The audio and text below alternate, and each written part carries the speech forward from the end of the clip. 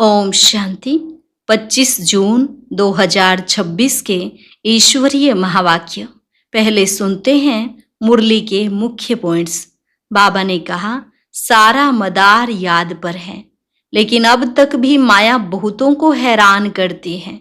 ऐसे बाप अथवा साजन को तो कम से कम 8 घंटा याद करने की मदद देनी है।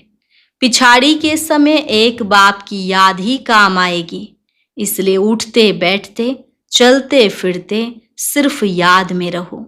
फिर बाबा ने कहा, पावन बनने का और कोई उपाय नहीं। भल कोई कितना भी दान पुण्य करे, चाहे आग से भी आते जाते रहे, लेकिन कुछ भी काम नहीं आ सकता सिवाय एक बाप की याद के।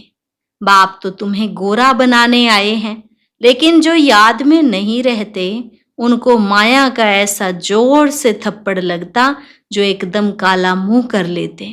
लास्ट में बाबा ने कहा, हम गारंटी करते हैं अगर तुम याद में रहेंगे तो आधा कल्प कभी रोएंगे नहीं। जब भी योग में बैठो तो बाहर के वाहियात संकल्पों को उड़ा दो, नहीं तो वायुमंडल बड़ा खराब होता है। यह मेहनत ना करने वाले विघ्न डालते हैं। और अब सुनते हैं महावाक्यों को विस्तार से। मुरली का सार। मीठे बच्चे, पावन बनने का एकमात्र उपाय है बाप की याद। याद की मेहनत ही अंत में काम आएगी। प्रश्न, संगम पर कौन सा तिलक दो तो स्वर्ग की राजाई का तिलक मिल जाएगा? उत्तर, संगम पर यही तिलक दो कि हम आत्मा बिंदी हैं, हम शरीर नहीं।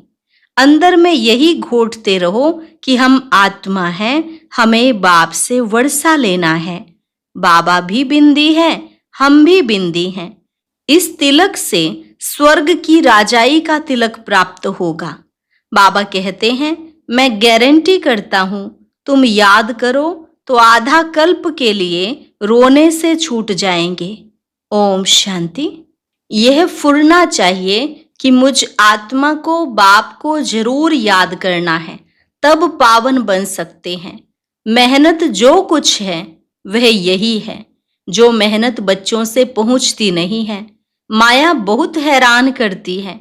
एक बाप की याद भुला देती है, दूसरे की याद आ जाती है। बाप अथवा साजन को याद नहीं करते हैं। ऐसे साजन को तो कम से कम 8 घंटा याद करने की सर्विस देनी है, अर्थात साजन को मदद देनी है याद करने की, अथवा बच्चों को बाप को याद करना चाहिए। यह है बहुत बड़ी मेहनत। गीता में भी है, मन मना भव, बाप को याद करते रहो। उठते बैठते चलते फिरते एक बाप को ही याद करते रहो और कुछ नहीं। पिछाड़ी को यह याद ही काम आएगी। अपने को आत्मा अशरीरी समझो। अब हमको वापिस जाना है। यह मेहनत बहुत करनी है। सवेरे स्नान आदि करके फिर एकांत में ऊपर छत पर व हॉल में आकर बैठ जाओ। जितना एकांत हो उतना अच्छा है। हमेशा यही ख्याल करो कि हमको बाप को याद करना है, बाप से पूरा वर्षा लेना है। यह मेहनत हर 5000 वर्ष बाद तुमको करनी है। सतयुग, त्रेता, द्वापर, कलयुग, कहाँ भी तुमको यह मेहनत नहीं करनी पड़ेगी। इस संगम पर ही तुमको बाप कहते हैं कि मुझे याद करो। बस यही वेला है जब बाप कहते हैं मुझे याद करो। बाप आते भी संगम पर हैं और कभी बाप आते भी नहीं। तुम भी नंबरवार पुरुषार्थ अनुसार जानते हो, बहुत बच्चे बाप को भूल जाते हैं, इसलिए बहुत धोखा खाते हैं। रावण बहुत धोखेबाज है, आधा कल्प का यही दुश्मन है। इसलिए बाप कहते हैं, रोज सवेरे उठकर यह विचार सागर मंथन करो और यही चार्ट रखो कि कितना समय हमने बाप को याद किया, कितनी जंग उतरी होगी। सारा मदार याद के ऊपर है। बच्चों को पूरी कोशिश करनी है अपना पूरा वर्षा पाने लिए। नर से नारायण बनना है। यह है सच्ची सत्य नारायण की कथा। भक्त लोग पूर्णमासी के दिन सत्यनारायण की कथा करते हैं। अभी तुम जानते हो 16 कला संपूर्ण बनना है। वह बनेंगे सत्य बाप को याद करने से। बाप है श्रीमत देने वाला। कहते हैं गृहस्थ में रहो, धंधा धोरी आदि कुछ भी करो, बाप को याद जरूर करना है और पावन बनना है। बस याद नहीं करेंगे तो रावण से कहां न कहां धोखा खाते रहेंगे। इसलिए मूल बात समझाते हैं याद की।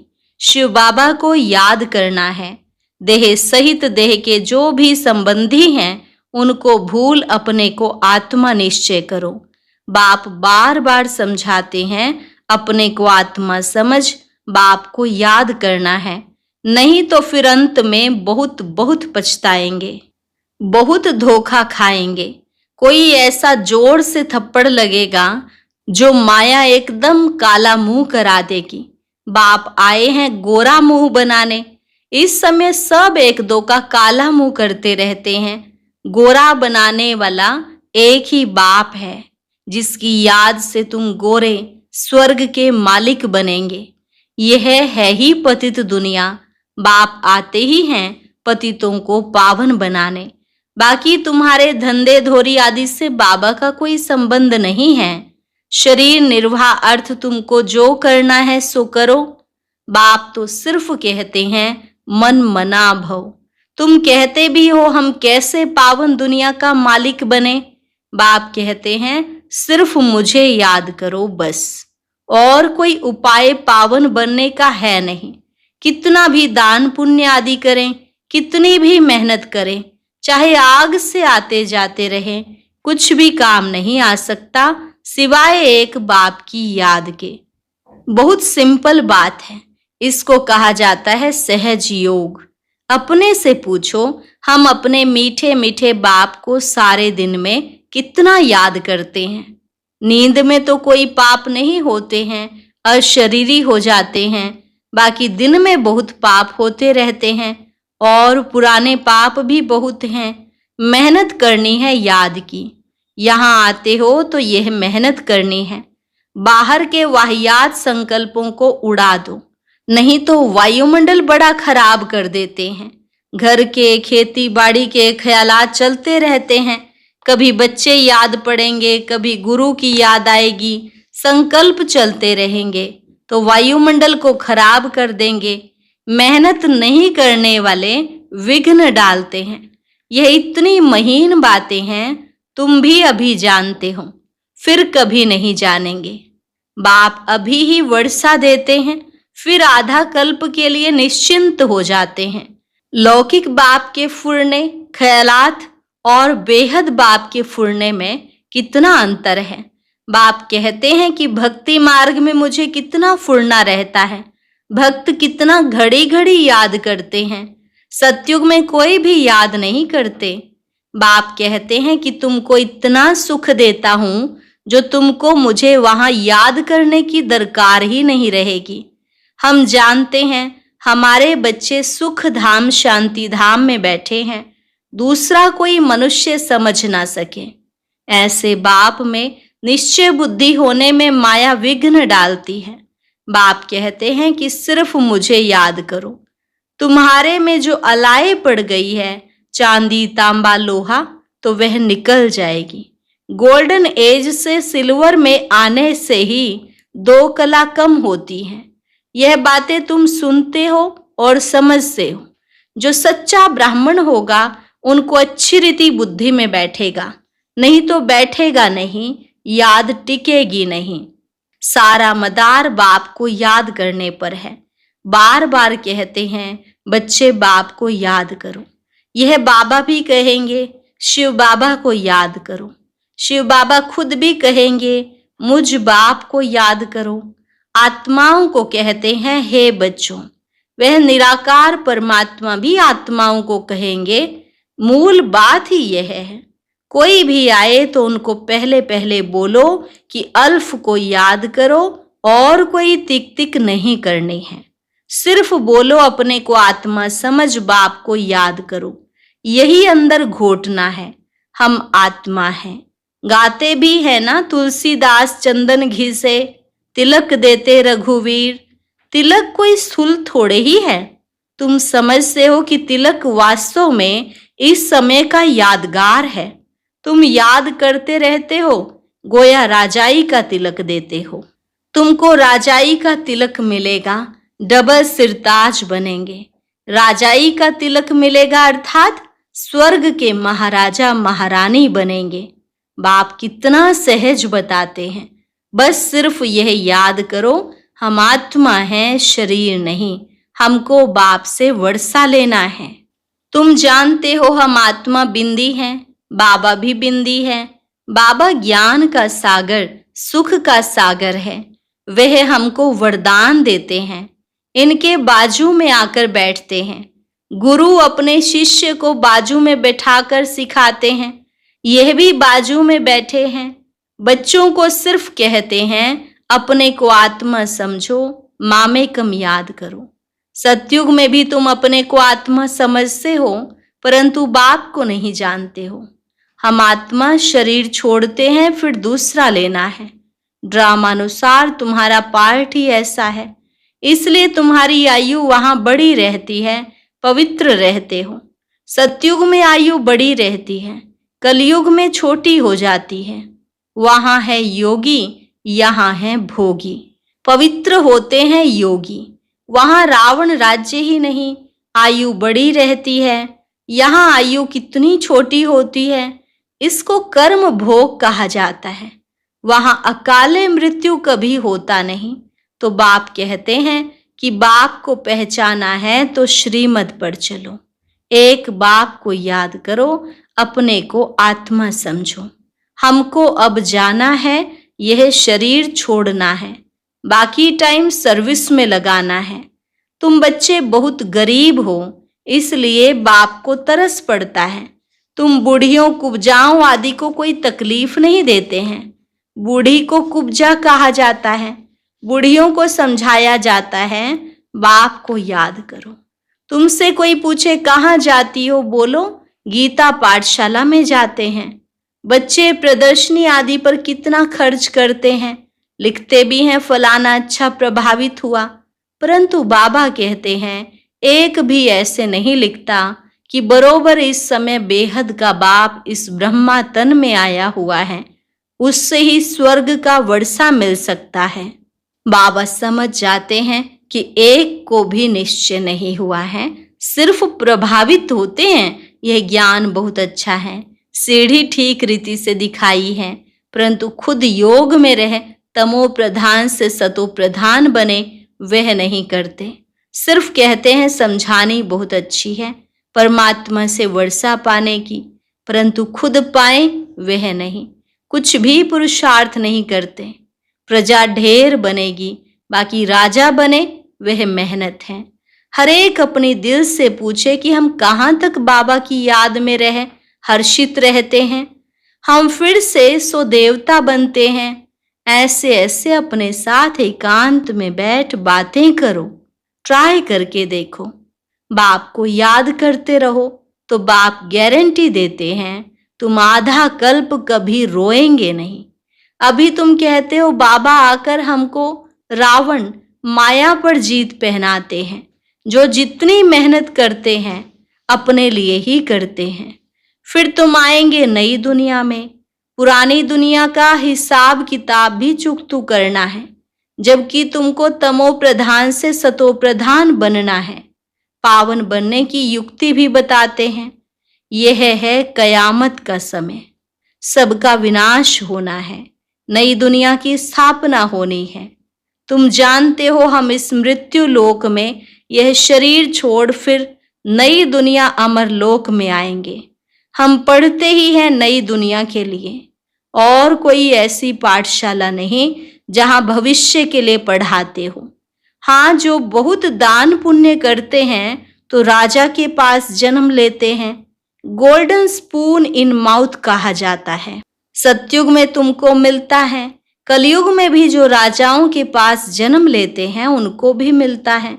फिर भी यहाँ तो अनेक प्रकार के दुख रहते हैं। तुमको तो भविष्य 21 जन्म के लिए कोई दुख नहीं होगा, कभी बीमार नहीं पड़ेंगे। गोल्डन स्पून इन स्वर्ग। यहाँ है अल्पकाल के लिए राजाई, तुम्हारी है 21 जन्म के लिए। बुद्धि से अच्छी रीति काम लेना है, फिर समझाना है। ऐसे नहीं कि भक्ति मार्ग में राजा नहीं बन सकते हैं। कोई कॉलेज अथवा हॉस्पिटल बनाते हैं तो उनको भी एवजा मिलता है।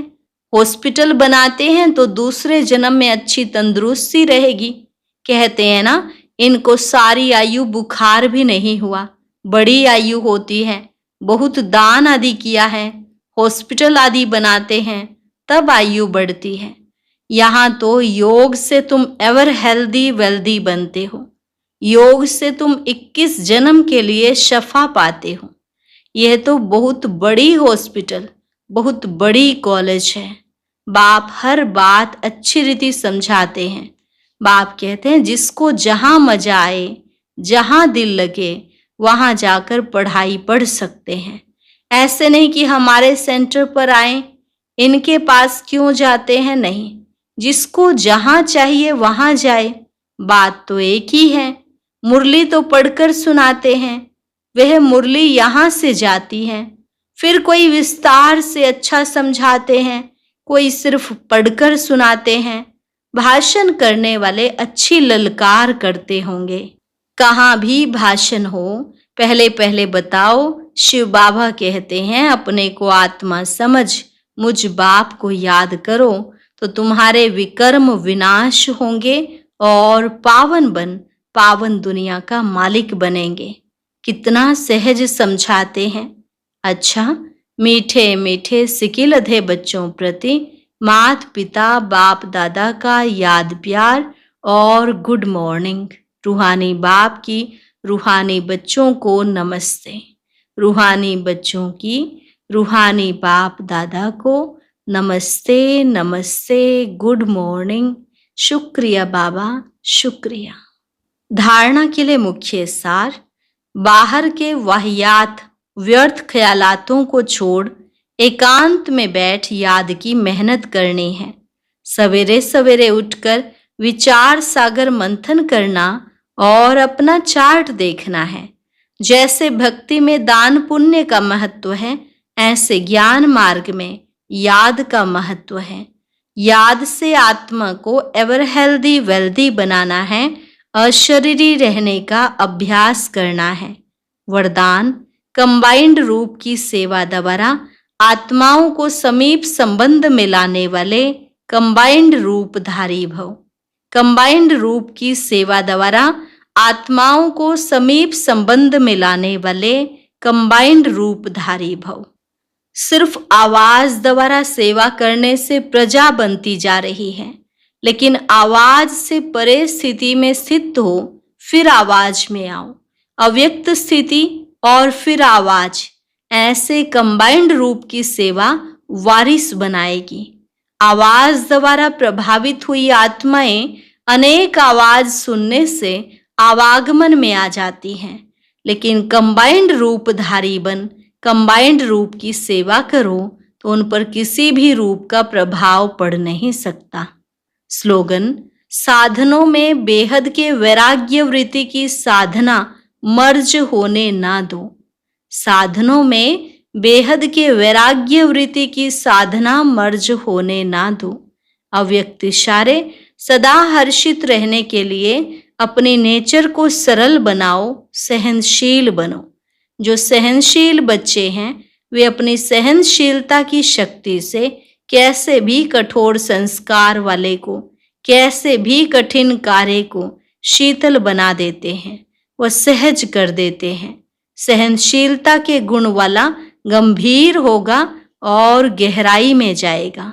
वह कभी घबराएगा नहीं, गहराई में जाकर सफलता प्राप्त करेगा। अच्छा, आज का अव्यक्त ज्ञान मोती सुनने के लिए ऊपर दिए गए बॉक्स पर क्लिक करें। अगर बॉक्स दिखाई नहीं दे रहा है तो ऊपर जो कॉर्नर में शो लिखा हुआ है उस पर क्लिक करें।